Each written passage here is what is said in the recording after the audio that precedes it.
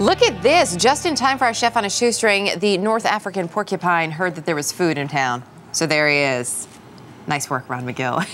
We are all getting together for a little Southern-style Saturday brunch this morning, one of my favorite kinds. Putting it all together for us is Scott Peacock. He's the executive chef at Watershed Restaurant in Decatur, Georgia. His customers line up for his shrimp and grits, his famous buttermilk biscuits. They are phenomenal. And today, he is our chef on a shoestring. His challenge, of course, cook a tasty three-course brunch on our recession-busting budget of just $35 for 4 people. So good to have you here. We're taking a look at your menu right there. Southern Ambrosia, country baked ham and eggs, and Georgia pecan apple pie. Exactly. I'm in. I have to say, I love your restaurant. Thank you. Having spent 5 years in Atlanta, highly recommend it. Decatur's a great city as well.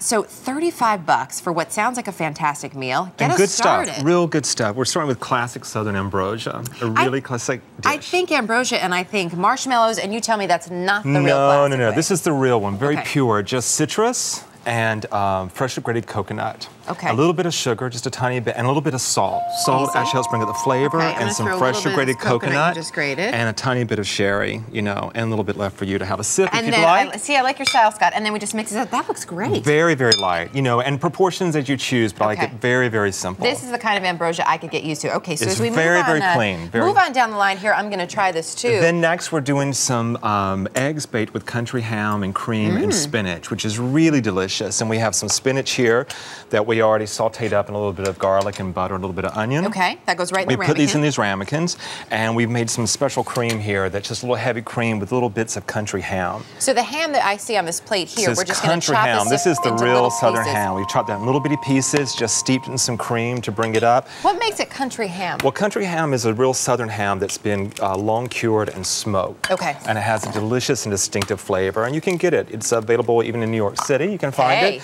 So we put these into the oven, bake them in 350-degree oven, and we've got a couple here that are all ready to go. I like that there's so much color in it too, especially this time of year. It's great to see the citrus and then the green of the spinach. Exactly, really and it's a very delicious and sort of do-ahead dish. You could do that to the point of like breaking the eggs and then baking it just a few minutes before your guest arrives. That's perfect. And it's delicious, tender eggs, and the yolks are still a little bit runny. And that's great with a biscuit. See, I like that because I like to dip my biscuit in the yolk. Now, we should say, for folks who may not be familiar with you, you are known. I mean, you're known as a Southern food expert, really. You've won a number of awards, accolades, but your biscuits too, I would say, are world famous. Oh, people like the biscuits. I love the biscuits. And you're modest too. Oh, you're sweet. I'm going to try your biscuits here. Please do. And then we've got the special thing. The thing I think any meal and winter itself is just like is worth waiting for is to get to dessert. And this is the reward. Let's be honest. I couldn't agree more. And we're making a special. This is a warm Georgia pecan apple cake. It's one of my favorite things. We serve at the restaurant every day. And this is really important too because people think Georgia and they may think peaches, but pecans, or pecans I never know the proper way to say it. The pecans are delicious.